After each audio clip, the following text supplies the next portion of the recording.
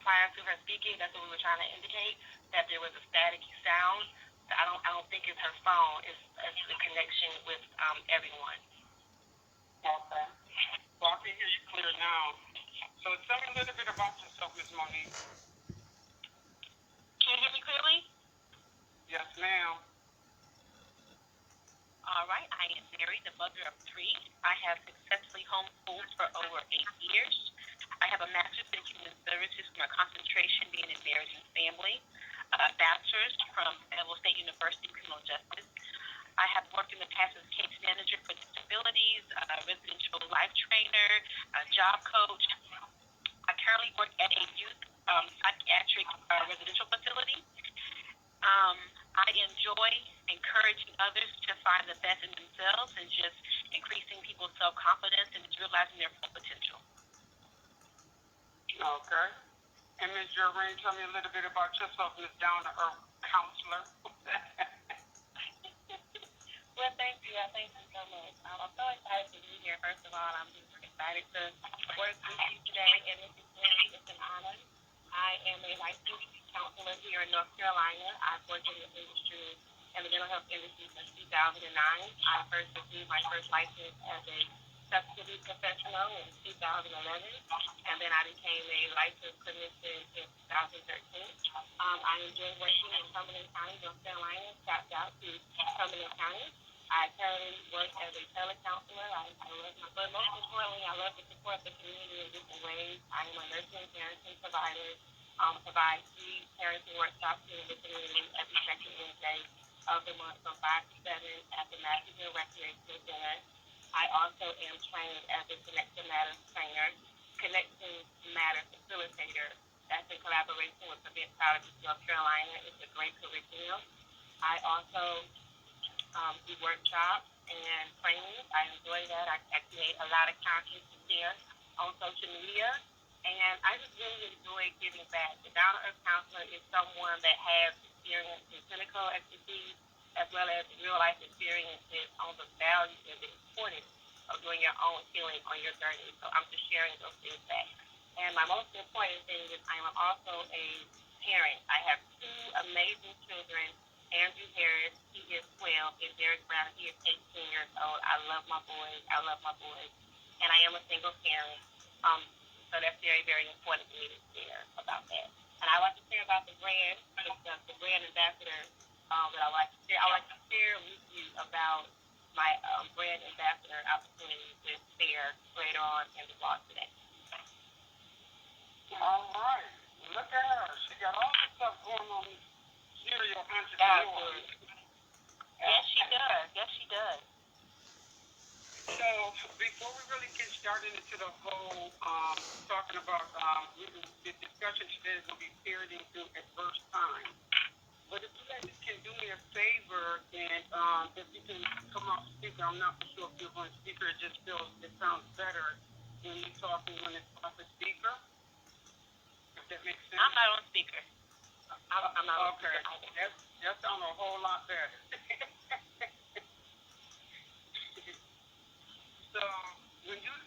So yesterday, I think 2 days ago, Ms. Jewrine, you hit me up and you wanted to come on the show. And what was it that made you decide to hit me up and talk about this subject about the kids and all the things? Okay. So what I want to clarify. I'm sorry, what was the conversation you had with Ms. Monique that made you, want to feel the need to reach out and come on Facebook and send the blog post so we can share this information with the world? Well, thank you for asking. Most important, I want to clarify my name is Jewrine. It is Jewrine. I have a very ethnic name. I'm very proud of it, but it's pronounced Jewrine. Okay. So I reached out to you because I had an opportunity to, talk with Ms. Swinney. I've known her for 15 years.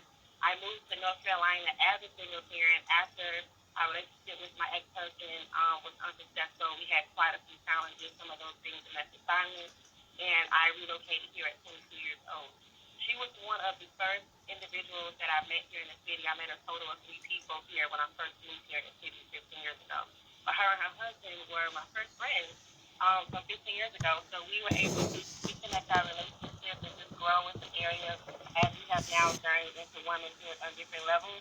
and we were thinking about our children and some of the things that we noticed that are going on with them, positive things, transitions.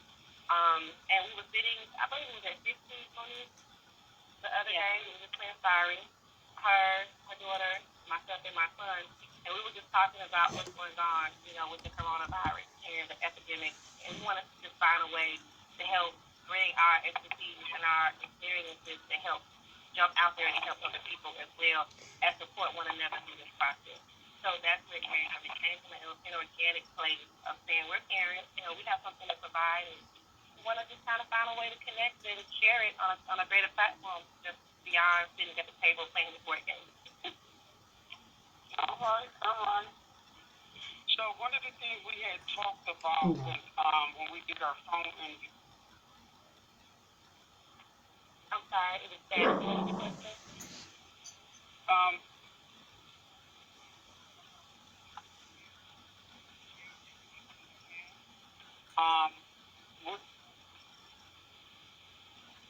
Can you clarify for me? It's going in and out. It's still going, the tone is going up and down. I apologize.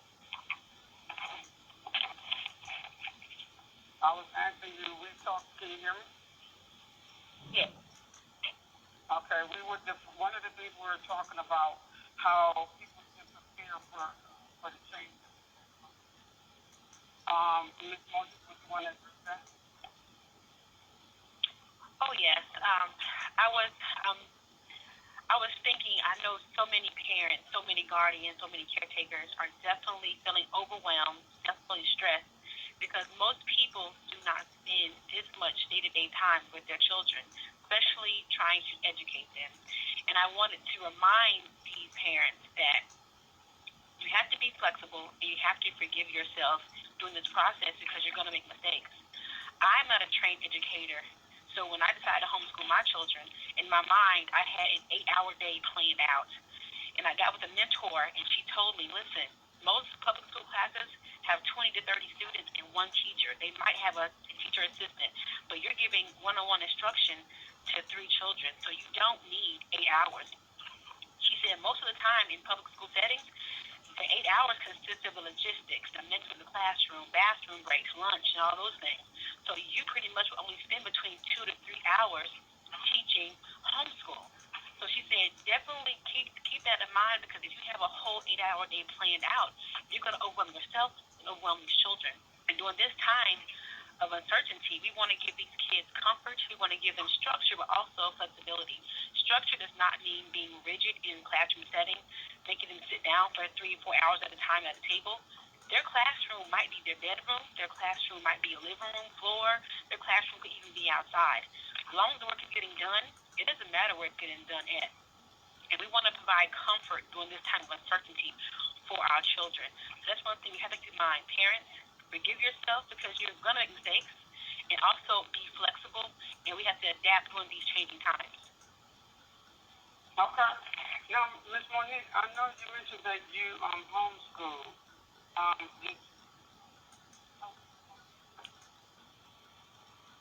I'm sorry to hear you. I know you mentioned that you homeschool. How long have you been homeschooling, and what made you want to start homeschooling? I had homeschooled, this is my 8th or 9th year. I started homeschooling due to an illness of my youngest daughter, where she was just really sick and she couldn't survive daycare. So that was one reason I started homeschooling. And then my youngest son, he just did not like being in a public school setting. He's in private school. He just didn't like being in a classroom setting. He needed more one-on-one time and attention. So that's why I started homeschooling. And it worked for our family. My husband travels a lot for work, so we were able to travel with him and to spend more time as a family together. And my daughter, her sickness went on for about 2 years, so it gave me the flexibility and the time to spend time with her, helping her heal through her sickness. So that's how we started homeschooling. We started on homeschool for 1 year and then put him in school again, but we really loved it, and we just kept doing it. Okay. Wow. So what grade are your kids in now? I have one. My oldest is 19. It's his second semester of college, and he got a full ride to college. He attends Fayetteville State University, my alma mater, and this is Jewrine's alma mater. My middle son is in the 7th grade, and my daughter, she is in the 3rd grade. Okay. Well, the reason why I actually mentioned that because it made me think about if people homeschool their children, they can still get scholarships and still get to college. So that's what I was. Oh, yeah, my son got a full, That's correct. My son got a full ride. My son got a full ride to college. And matter of fact, we started college when he was in the 9th grade. There are some community colleges in our area that allowed 9th graders to attend. So we started college in the 9th grade, and when he graduated from high school, he had 2 associate's degrees. And Fayetteville State allowed him to transfer about 86 credit hours over from his associate's degrees. So that was a really big blessing. It was pretty much free to attend community college, so that was a really big blessing. Wow.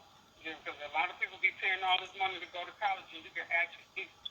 That's why I brought that stuff together, because I just need to think about that as we, talking about deception. Yes, ma'am. So,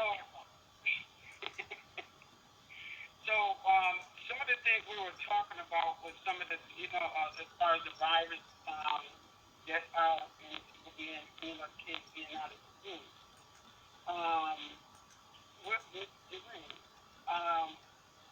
What are your thoughts about the kids being out of school for so long? One thing to consider is, with the children being out of school so long, is the family relationship in the home. We can't. Can you hear me? Okay. Can you hear me now? Yes. Right now, Thank you. Oftentimes, when people are, consistently having a routine, you go to work, you have your homework, you go to daycare, you know what to expect, and the children have sport. There's a commonality. Everyone's expectations are kind of set in order. However, with the disarray, because of the transition, with parents not having to work at home, children not having to be at home, the parent becoming the teacher, having to do the disciplinary expectations in a home setting, that's a lot of transition, a lot of different roles and hats. Parents already have so many roles and hats they play, especially single parents. So it's important not only that you set up a structure, but that you talk to your children throughout this process on how they're experiencing this experience, how they are feeling, how they are coping with what is going on. And that can be done by having a family meeting, or in the morning time that you sit down and have breakfast together, that you get up earlier. Change something up to let them know that this is a transition. It's not, an expected norm. Right now it is a norm, but it's not an expected norm forever. So you want to kind of build in a family system that will not make it feel so chaotic or uncertain. As parents, we want to make sure our children feel comforted, even though there's a lot of anxiety going on and uncertainty and anxiousness.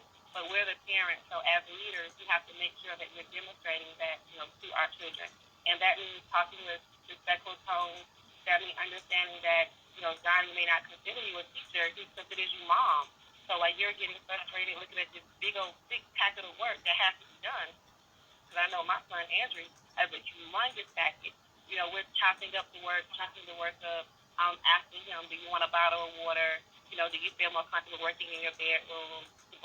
Working here, and I'm trying to see what time of the day works good for him. We're still maneuvering that process because children, they're used to having systems. That's why the school has the structured process, as Monique stated earlier, where they go in and they have a snack, they have a classroom clinic, they have recess, they do certain sections of work certain times of the day.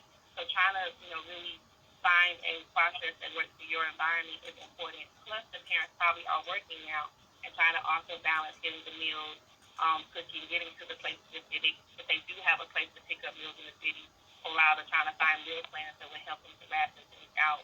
But there's a lot of planning, a lot of things that have to be done through the process. So we don't want the parents to feel overwhelmed and then respond with an attitude or a mindset of, it's going to be over in 2 weeks. I just want to let the students take care of the work, or the student is expecting us to stand up and help because we are all trying to come together and make sure the children don't get left behind while parents are still figuring out, and the systems that we trust in are still figuring out. So that's what I wanted to talk about and have, come from that standpoint, as well as in the future in the conversation. Discuss some techniques to help bridge healthy communication in the home and help some tools to help reduce anxiety between the family and even animosity. Because I know for me and my family, I'm having to monitor my son going in the kitchen all day long, wanting to eat everything up.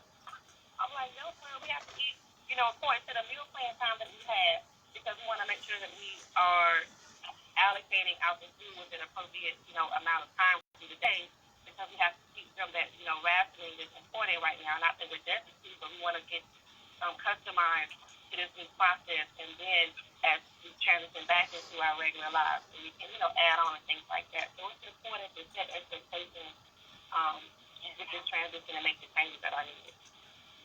I wanted to piggyback on what Ms. Jewrine just said. Expectations. I think each and every family needs to sit down and have a talk to your children about what is expected from them during this time, and also parents need to express their feelings also. Hey, tell the children, I'm not a teacher, but I'm going to do my best. I'm going to make mistakes, but tell your children what you expect from them. If you expect for their homework to get done at a certain time of the day, let them know that. And I want parents to remember this: do what's best for your schedule.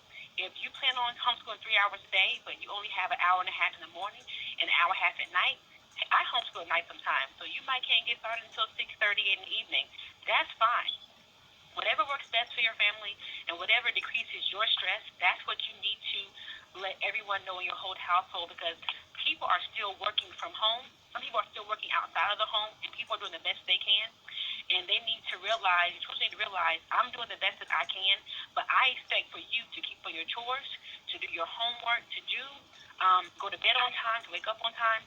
Whatever routines you had before this situation started, you need to continue those routines. And if you didn't have a bedtime or wake-up time, you need to create one. If your children didn't have a routine of chores, you need to create one, because you want to continue having some form of structure, because we don't want chaos. We don't want your children for the next 3 weeks or 6 weeks, however long it's going to be, to not have some form of structure, because the schools are expecting for you to get some work done. They're not expecting for the kids to come back and have nothing done, because that's going to throw your child behind.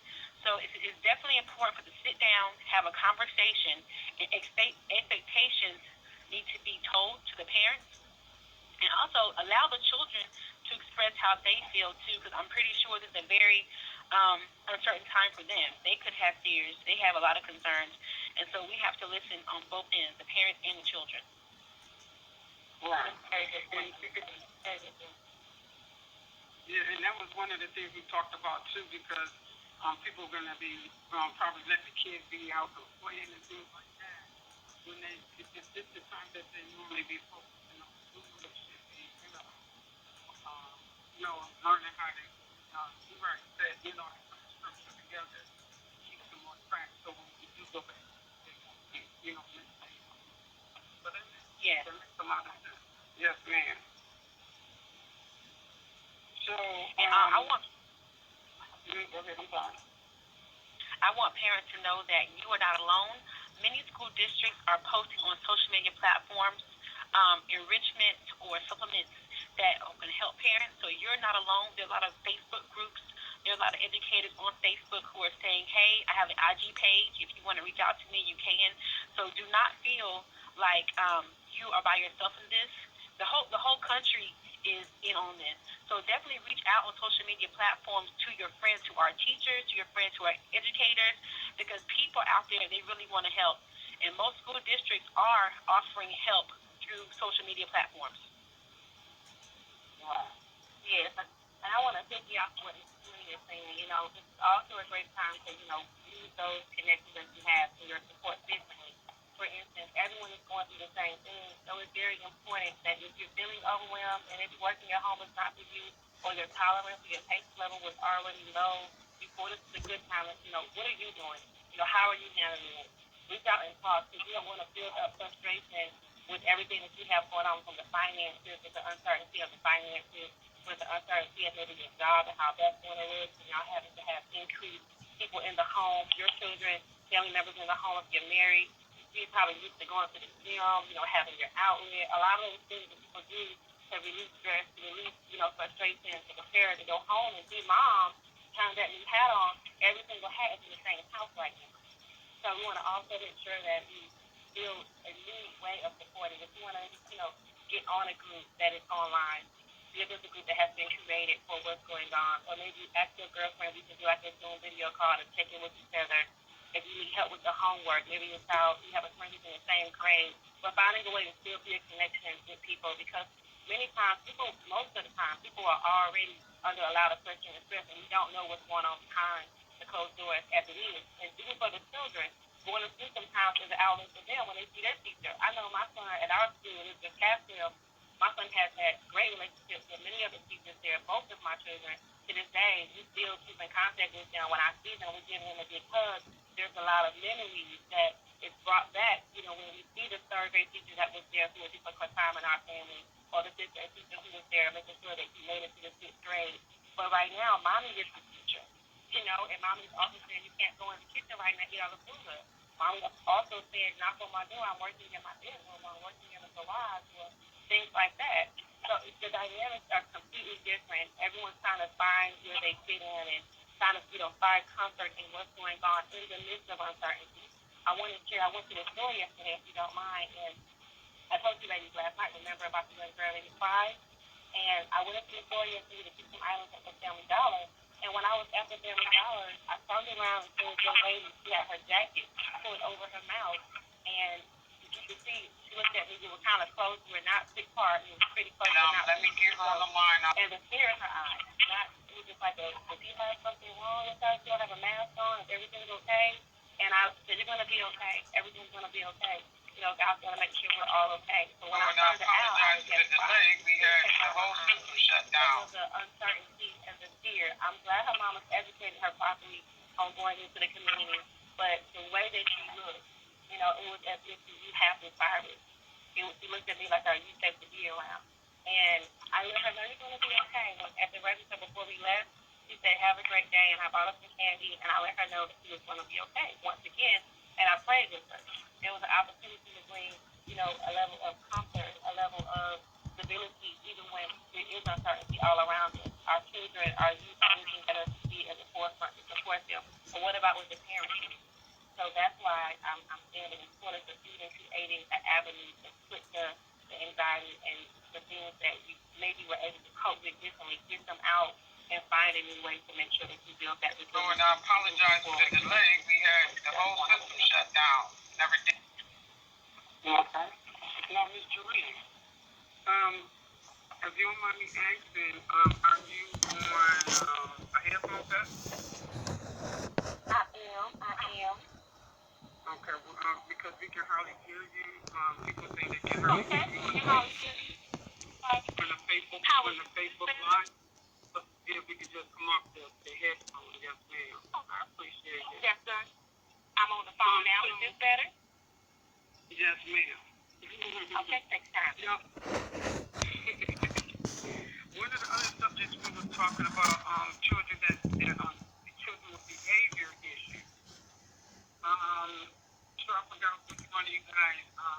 I think Ms. Jewrine, you kind of work with a lot of kids that have behavior issues. What do you think about helping some of the family members that with that with the kids in the school? Okay. So for the parents that have children that already have behavior issues, and I mean a lot of children have behavior issues sometimes. It's not uncommon for children to go through different stages and they act out in different ways. There could be things going on in the home environment.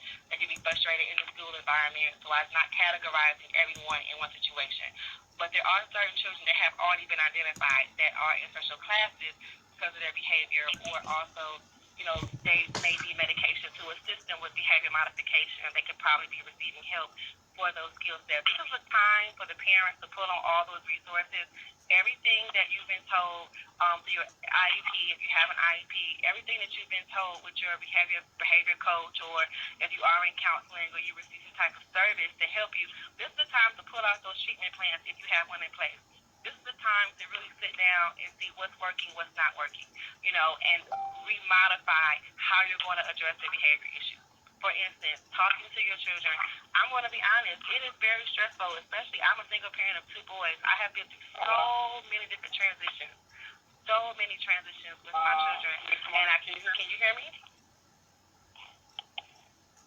Okay, can you hear me? All right. We got Can you hear me? line, I think. Lady, I can hear you. Yes. Okay, can you hear me? Well, we're going to take a quick break, because I think they offline. We're going to take a quick break right quick. Okay, Monique, can you hear me? Yes, I can. Wait. Okay. Yeah, you brother. Stop by me, brother. There's a new gospel, coming out of stuff. Don't mind.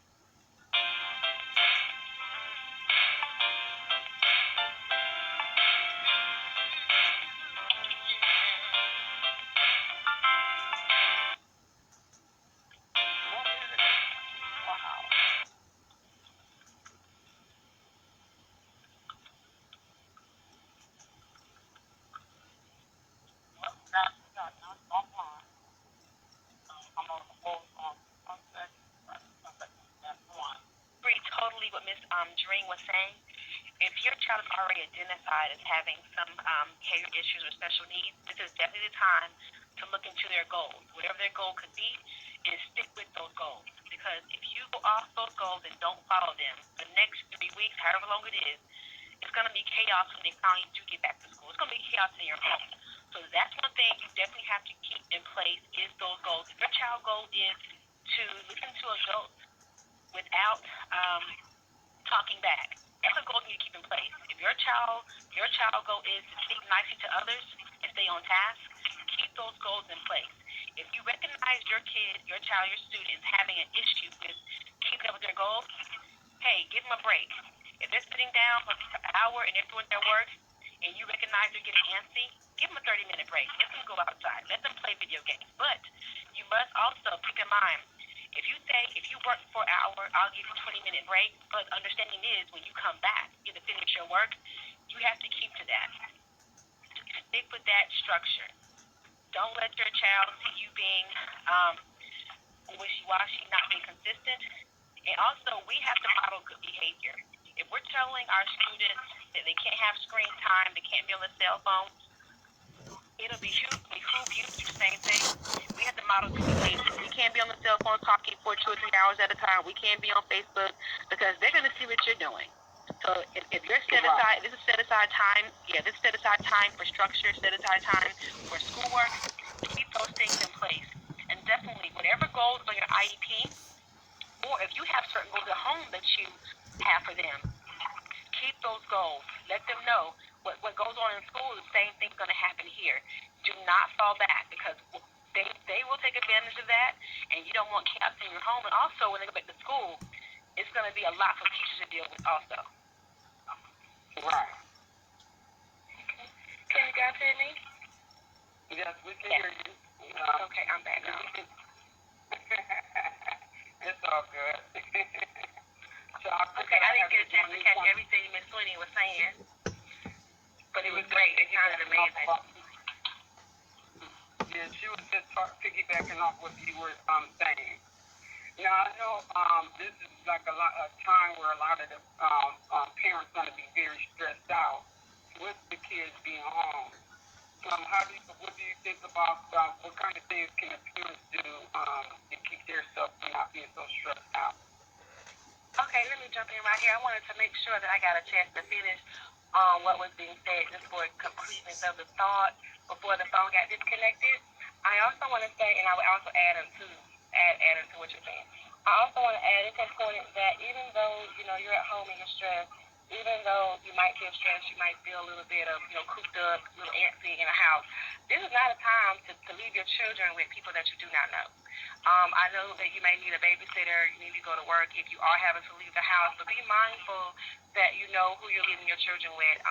This is a prime time, as Monique was saying last night on a private phone call, for people who, sexually offend children or individuals that may not have the opportunity to have the skills taught to them on who your children really are, because you may have that child that may be kind of mouthy, and you're like, well, you know what, they're a teenager, I'm not encouraging them to disrespect anyone, but I've been working on them with, talking to me with more respect, or not talking back, or not yelling, or whatever that behavior might be, because sometimes everybody cannot watch everybody's child, and we have to understand that some people's tolerance levels are different, and you can expect the parent to help, expect the parent to reach out for help from someone, but that person may know that I can't do small kids or I can't do teenagers.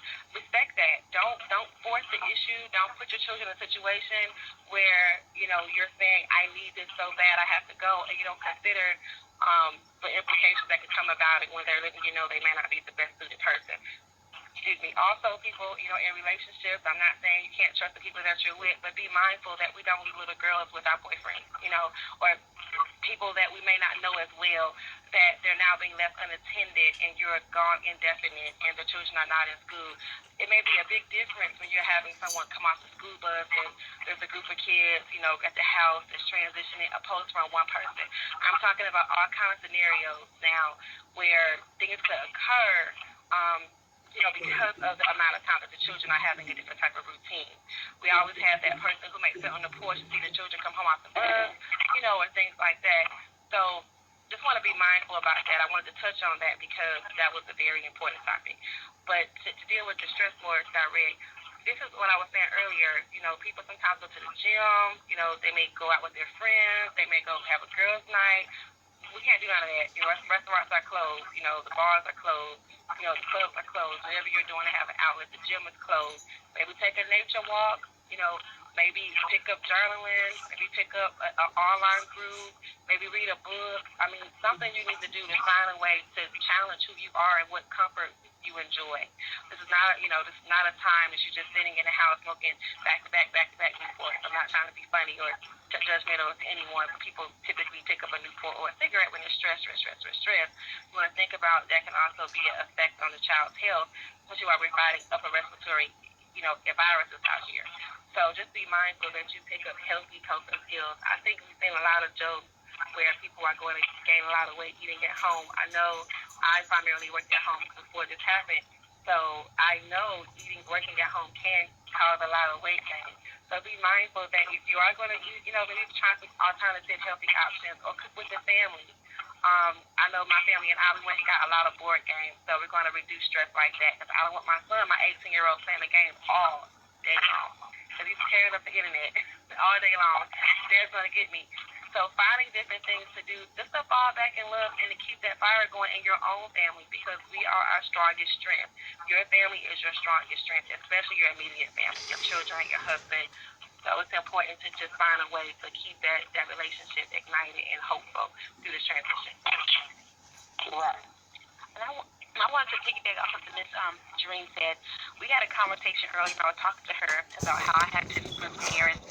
And I was driving around town, and I saw young children between the ages of 8 and maybe 11, young boys in two different areas, just walking by themselves. Nobody was with them, just walking by themselves. And it hit me. I said, oh, Lord, predators are going to be watching this because some people are not getting paid. Some people are still working outside the home. I'm fortunate enough where I am home. I'm getting paid while I'm not at work, but everybody doesn't have that. And so some people are leaving their young children home by themselves because they have no choice. So be mindful of that. If you have an extended support system, please reach out to them because predators are watching. People are watching who's home by themselves. Just like I noticed that these young boys, maybe 8 years old, were walking down the street by themselves. Somebody else is watching that also. So definitely be mindful of that. I think with this coronavirus situation, we're going to have a lot of CPS cases because someone's going to call and report, hey, I saw this child home by themselves all day. Because some people do work 8, 10, 12-hour shifts. So be mindful of when you leave your child home alone. If you have anybody that you trust, extended family members, reach out to them. Try to set something up. Because we don't want CPS to get involved if possible, especially behind something that we can avoid. So definitely keep that in mind. And I think Jewrine said yesterday, if you have the grandmothers who you haven't spoken to in a while and you need to mend relationships, whatever you need to do to create a relationship, we need to do that because you don't want your child to be home alone and be subject to a predator. Right. Thank you, Monique. I remember that. I'm going to piggybback off of that.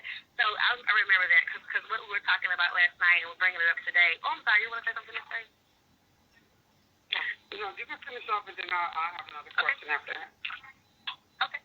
So So I remember that. So what you were saying last night is we were talking about, for the parents that are single and may not have a strong family support system, or it's been estranged, or it's been, not a great place because of the relationship dynamic with the other co-parent. It's very important during this time that you fortify your reputation when it comes down to the kind of parent that you are.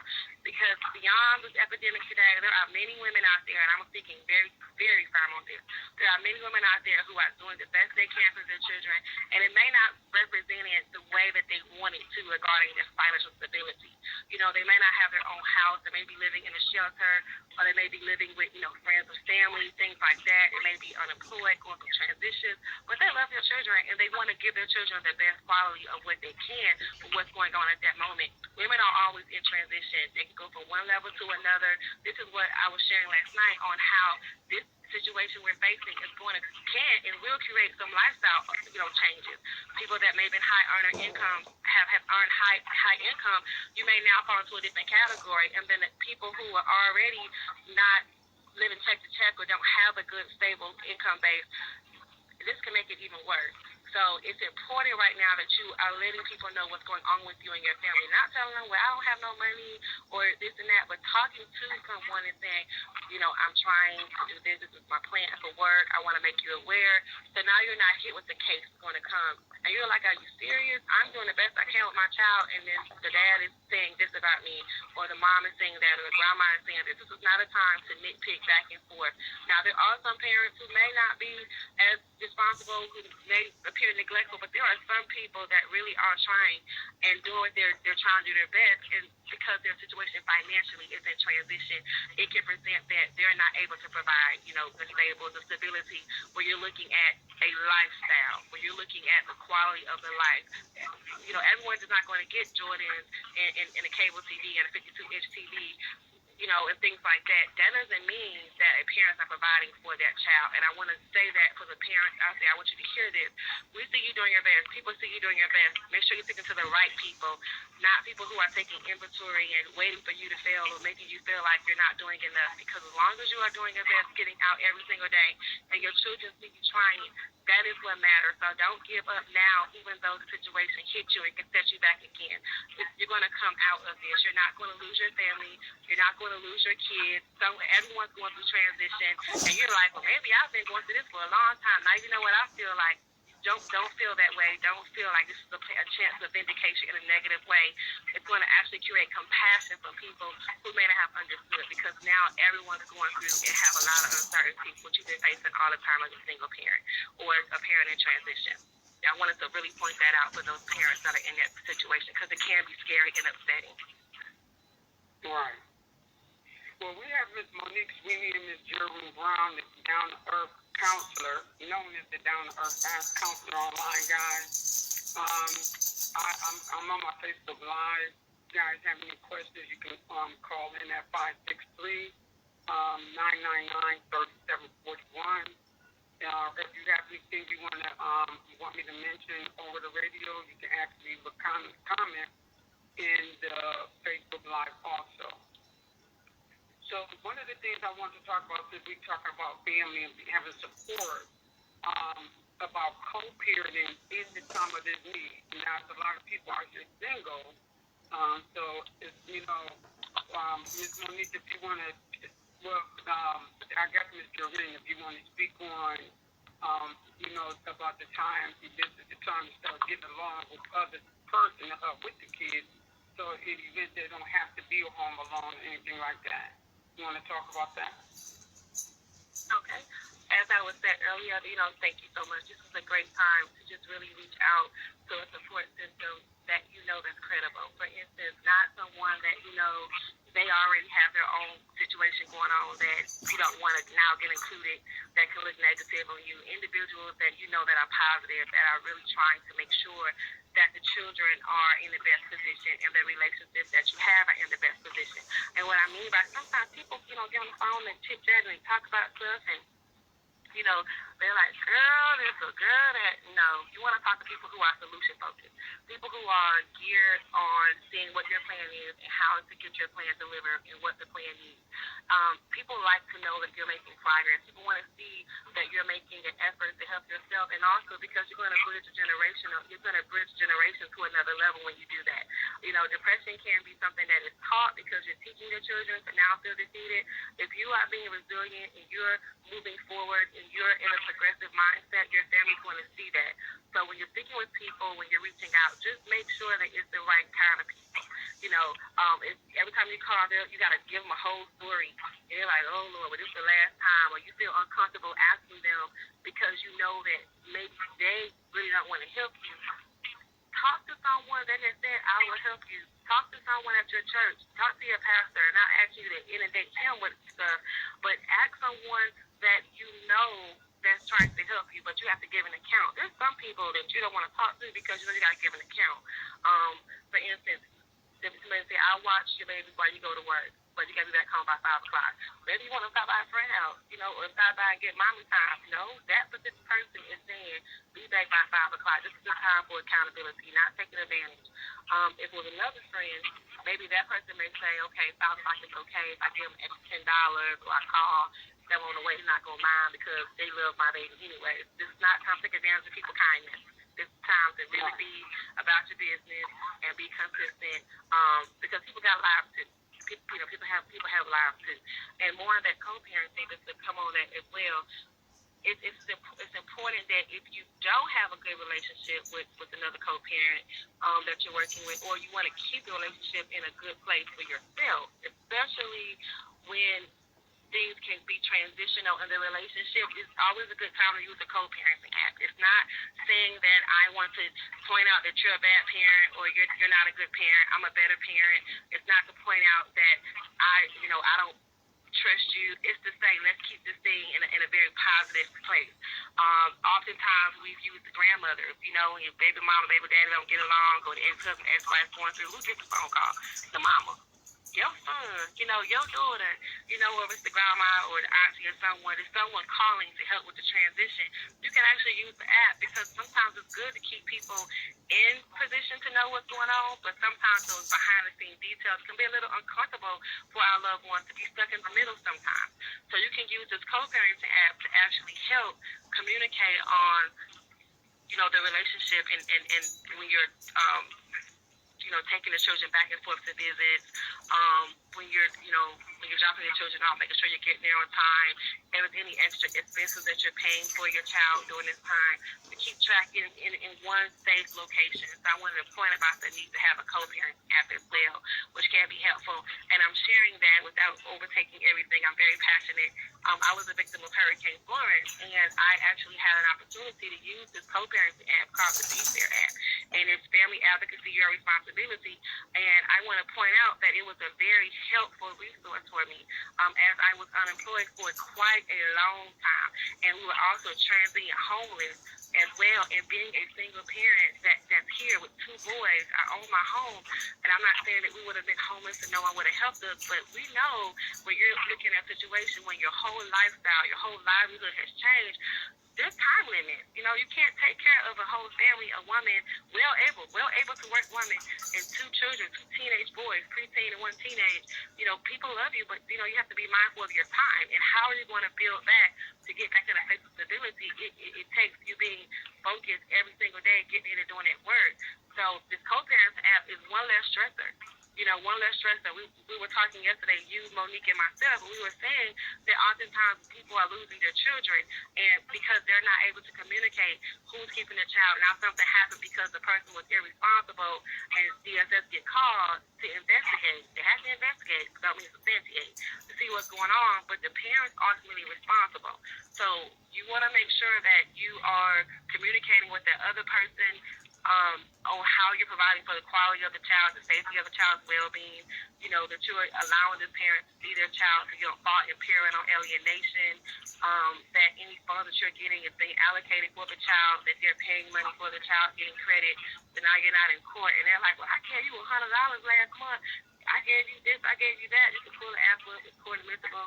This is what the person gave me. You know, if I can give them credit for it, if I can't give them credit for it, but I want to be honest, you know, or you have a parent, you know, through the situation, let's say the child may say, while we're going through this transition right now, the child may get your child, or a child may say, Mom, I need this, and dad is saying, well, I gave your mom, you know, these resources, the between the two parents, that other parent knows. It's just kind of make sure that the expectations is set on the child, what the child's going to be, the children's going to be, things like that, to take away all that drama, because we know it can be a lot of drama dealing with co-parenting relationships, especially when you have other, aspects of those relationships. This is a great thing. One less stress to worry about through this process of transition is by using a co-parenting app. All right. Well, I'm going to take a quick break, commercial break, right quick, and then we're going to come back and we're going to talk about the kids being stressed out, because we just talked about the parents, but the kids get stressed too. So I'm going to take a commercial break. Are you looking for advertising, commercials, or radio interviews for your business? Maybe you're Arthur or life coach. If so, contact Faith Lane at faithfocusfish@gmail.com. Or you can just call 240-640-5492. That's 240-640-5492.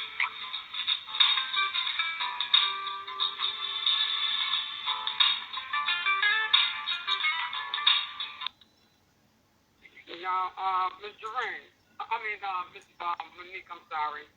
I want to touch bases about what the kids can be going through as far as fear, as far as, being out of school, away from their friends that they're normally seeing, and things like that. I want to kind of touch bases with you about that part, Ms. Monique. Okay.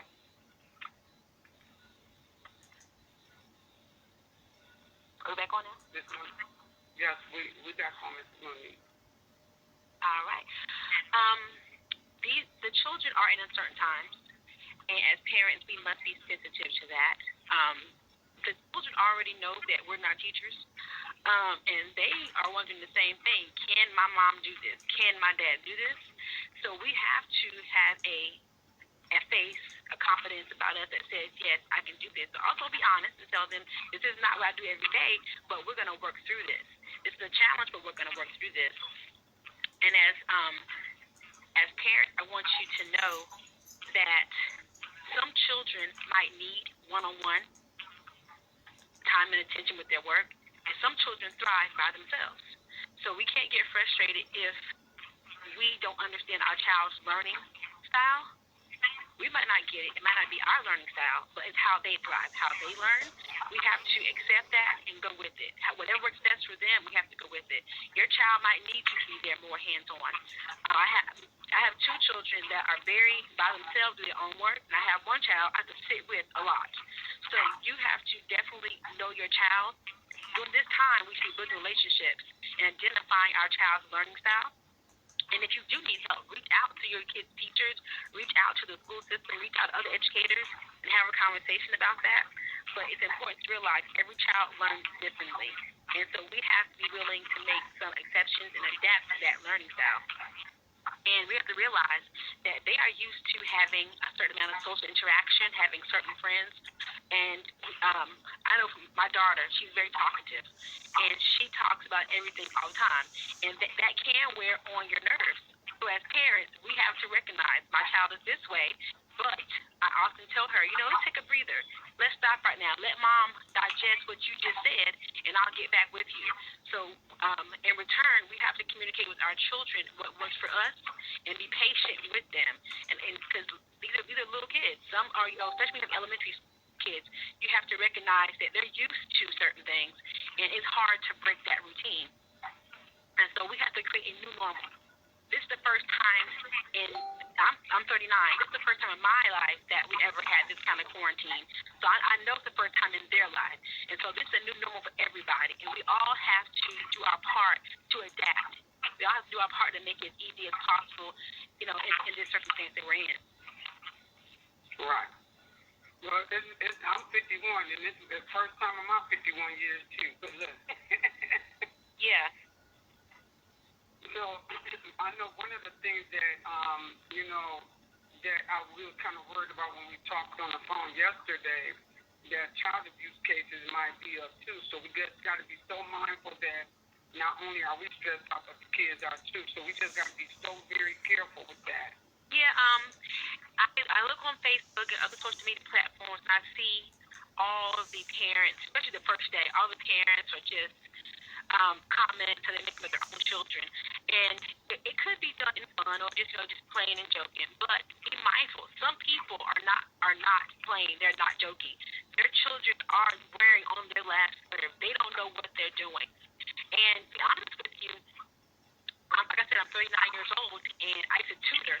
And some of the new math that they're bringing out, I don't even know how to get the answer. And I'm trying to figure out how is second grade math or third grade math so hard. Things that we did growing up, they're not doing anymore. So that's why the frustration. Parents don't know how to do the work. Parents don't know, the new way of finding the same answer that you found before. They don't know how to do it. And so that's part of the frustration. I'm sorry, your phone is breaking up really bad. Can you hear me now? Yeah, I can hear you, but it was breaking up really bad.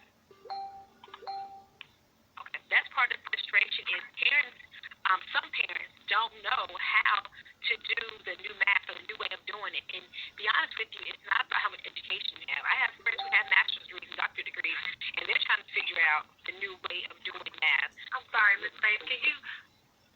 Excuse me, Ms. Faith, excuse me, very, very politely. You are breaking up also. I can't understand your question at all. Ms. Swinney, can you understand her question? Okay. Can you hear me now? Hello?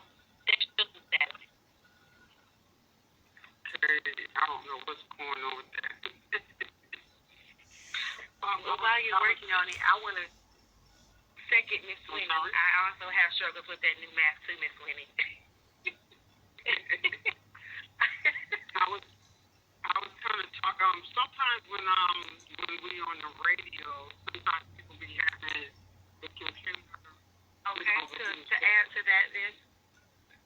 Okay, to add to that, I believe I heard a portion of what you're saying. If anyone can hear me clearly, I'm going to state that you're saying, what is it, that we can do, or how can we help people to remain mindful that are already facing, income transitions from paycheck to paycheck, or now individuals who may have made a bunch of money or a lot of money, or however you want to look at it, and now their income could be depleting, situations like that. This is a good time to remember that family is not about how much money you make, and how much money you make does not mean that you're not a strong family. The amount of money that you make is to help you to stabilize your family so you can remain functional and productive, so therefore you can have those basic needs met, and then a little extra too. But this is a time that's going to actually challenge, anyone that maybe have had surplus, or that when putting finances in place that may not have been necessities.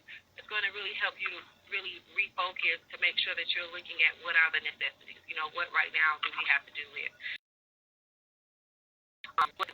Shelter, water, those things are a must. Sometimes people, like to get their hair done, and I'm not saying I'm not hitting the hair care industry. I'm not hitting the hair care industry in a negative way. I'm saying that this might be a time where if you have a routine where you're going every 2 weeks, maybe look at a month right now to make sure you're putting back something, for another bill. Maybe you like to eat a certain type of, meat or a certain type of snack. Maybe go to the Dollar Tree and shop a little bit, less expensive.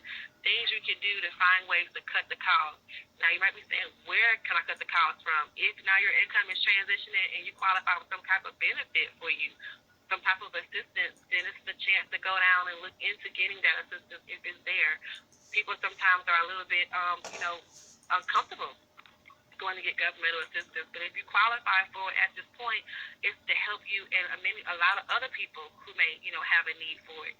Also, it's a good time to look at different ways to celebrate. A lot of people are putting up memes. It's my anniversary coming up, my birthday coming up. I can't celebrate right now. Maybe this is a chance to look into some homemade recipes to make a homemade cake. I don't want to seem insensitive, but it's about sharing love with the people that matter, not going out to Papa Do's or going out to, and I'm not shouting out Papa Do's in a negative way. I will be very careful about that. It's about going out to places that you maybe don't need to spend money right now, and you can save that money and be with the loved ones that really matter to you, sharing those relationships with people that matter. So it's just going to really challenge people to look more inside of themselves and cut back and, in America and overall, and I'm going to stand by this, we have a lot of advantages that some other countries don't have. So this is a good opportunity to really look at what are those necessities. What are those things that we can do to preserve our income, to preserve our well-being, as well as still support businesses. I want to talk about that too. Still support businesses, the small businesses, the restaurants, they're going to be hit the hardest, but be mindful that you are also maybe meal planning at home and having your children help you to cook, or having them in the kitchen while you're cooking. Things you can do to make them feel a part of it so it doesn't feel so depressing. It doesn't feel like, oh my God, where I walked out the room and you're right here again. It doesn't feel so like an overwhelming job or a taskmaster. Everyone's not domesticated. Every person, every female, maybe they don't like, being in the house all day long. They maybe like to go out and do other things. Some people may not cook well. Some women may not cook at all. Their husband does the cooking. So they're like, I don't know what to do. Make a sandwich. It just depends. Everyone is different.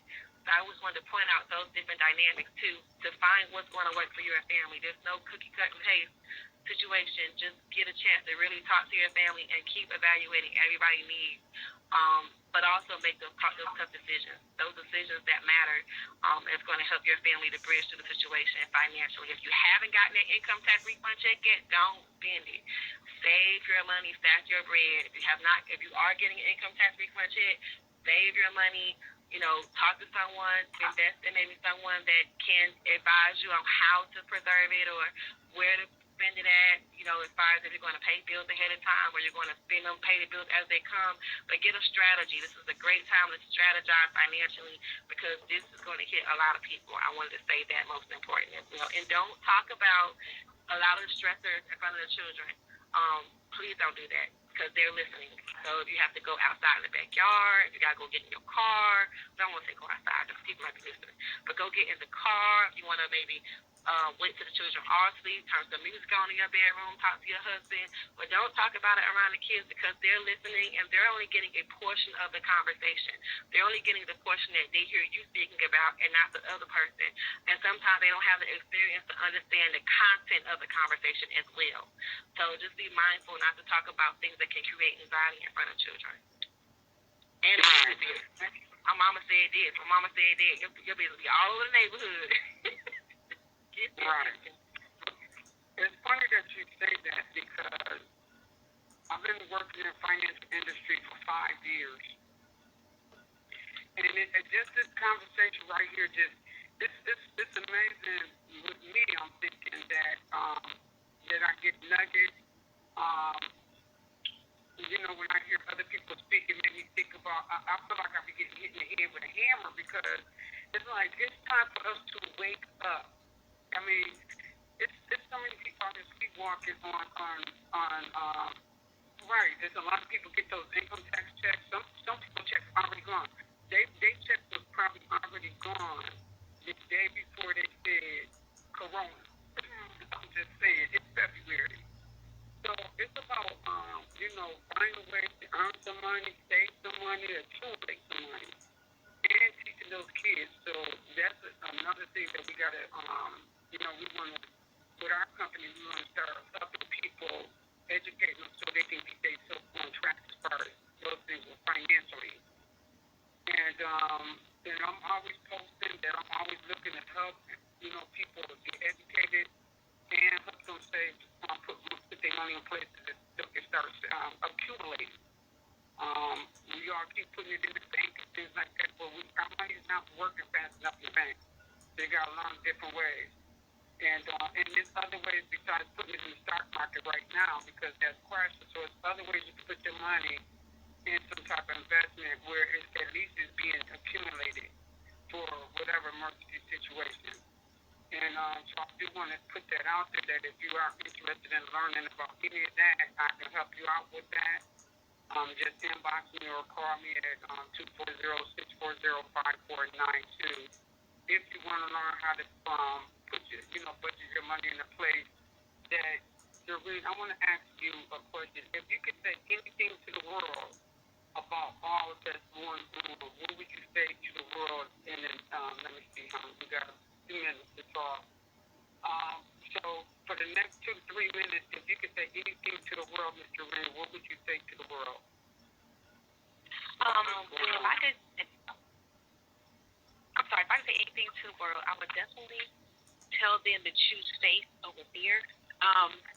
We're in a time now where we look at the news and you see people dying. I know earlier Ms. Bates told me that a family of 5 people have the corona. I think 2 or 3 of them died.